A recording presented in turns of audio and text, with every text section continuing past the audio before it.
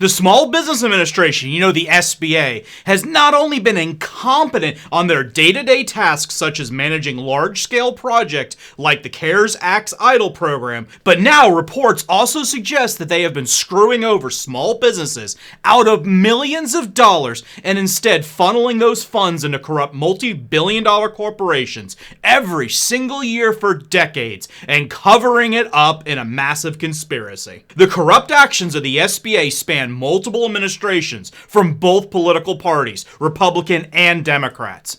Today, I will uncover the issues at the SBA, the laws that appear to be broken, and the crimes that I feel they have been covering up for decades. All this and more in today's video.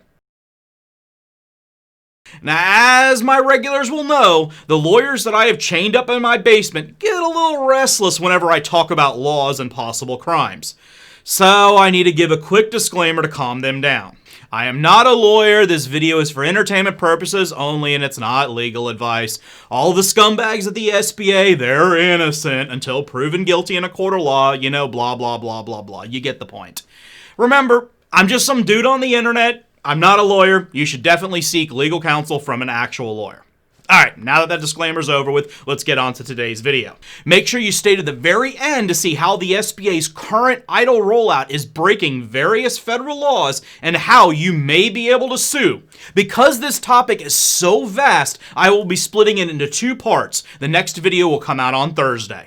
Now, it should come as no surprise to many of you, the SBA has turned the EIDL program into a complete cluster. Of course, some of this was due to the in Congress writing a horrible law, but even when provided guidance by the senators that actually wrote the bill, the SBA decided to do their own thing and completely make up their own rules. I covered just how much this pissed off Congress in another video. The link is in the description and in the card above. Not only did the SBA unilaterally cap the loans and deny businesses pandemic stimulus loans based upon low personal credit scores of affected business owners, a subject that I also covered in a previous video, link in the description, card above. You get the point.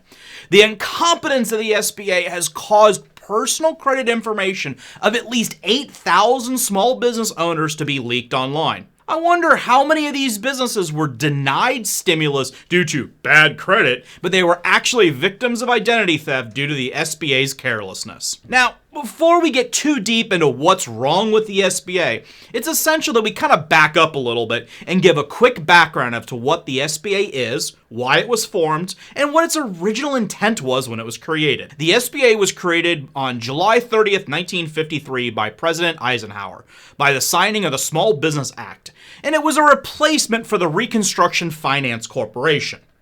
July 18th, 1958, the Small Business Act Amendment of 1958 was enacted, giving a little bit more powers and responsibility over the SBA. And it also clarified their function to aid, counsel, assist, and protect, insofar as possible, the interests of small business concerns.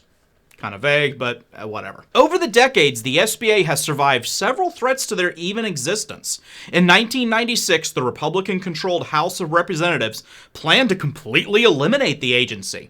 Yet somehow it survived and went on to receive a record-high budget in 2000. The Bush administration tried multiple times to disband the SBA, and each time they were met with congressional resistance.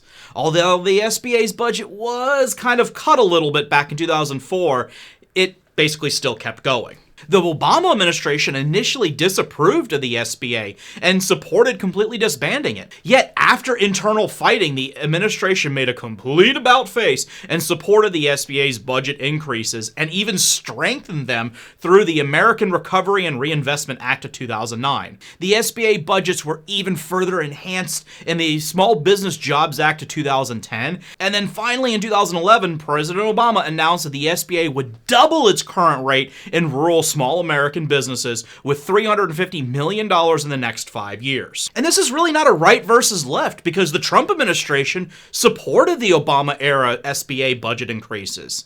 And then now with the passing of the CARES Act, Congress has provided hundreds of billions of dollars in loan subsidies for the SBA to administer. The Cato Institute has challenged the justification of the federal government in being involved in credit markets. Among other criticisms, Cato argues that, Quote, the SBA benefits a relatively tiny number of small businesses at the expense of a vast majority of small businesses that do not receive any government subsidy. SBA subsidies also represent a form of corporate welfare for the banking industry. End quote. Cato notes the failure rate of all SBA loans from 2001 to 2010 as 19.4%, which contributed to a cost of taxpayers of $6.2 billion in 2011. Back in 2005, the SBA Inspector General Report 5-15 stated, quote, one of the most important challenges facing the Small Business Administration and the entire federal government today is that large businesses are receiving small business procurement awards and agencies are receiving credit for these awards. End quote. And it's here where we find one of the largest scams ever pulled over the American people. The SBA created the historically underutilized Business Zone or Hubzone program to encourage business development in economically challenged areas. And the federal government's goal is to award at least 3% of all federal contract dollars, or about $15 billion per year, to Hubzone certified small businesses each year. Sounds great, right? Small businesses are getting a seat at the table with the big boys of corporate America, and they're able to sell their products and services to the world's largest customer, the United States federal government. What could go wrong here? Sounds amazing. Well, the problem is that nearly since day one, the Hubzone program has been fraught with corruption.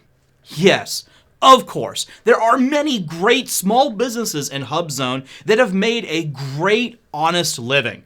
But the problem is a large number are known to be scams and fraud. A perfect example of this fraud is a less than 2,000 square foot business building about a mile down the road from my office. It is subdivided into 8 offices that are rented out individually. Every single office in this building is a Hubzone certified business, providing some level of services to the federal government. You know what? I am sorry. There is absolutely no chance that this building, which is smaller than my house, has 8 actual businesses located within it, each providing services to the federal government.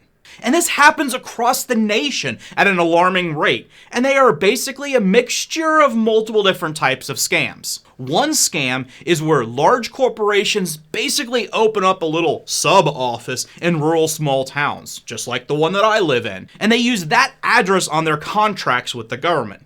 No one actually works at these offices, and only occasionally does someone show up to check the mail. It's just a mailing address on paperwork. The second type of fraud that these scammers are doing is they create small businesses that really their only service is they act as a middleman between the large corporations that actually provide the product or service to the government. This allows the contract to be listed as creating jobs in small businesses across rural America. But in reality, the only job that is created is for the person that checks the mail every few days. The SBA knows about these scams, and they've known about them for years, as described in numerous investigations by the Government Accountability Office, that's the GAO, and by investigative journalists. Of course, the SBA acts tough and closes down specific Hubzone businesses when they're exposed on national news. But they never actually go and fix the core problem in the system. Why do they allow this, and how does it impact you and your small business? Well, now this is where it gets to the juicy part. But before I get there, research for these videos and the time it takes to shoot, edit, and upload them take a lot of time out of my day. So if you would like to support my work, please smash that like button for the YouTube algorithm. It really helps and I appreciate it. Also, don't forget to subscribe to the channel and ring that little notification bell so you never miss an episode. Okay, now the fraud under the SBA's Hubzone program is basically an open secret in DC.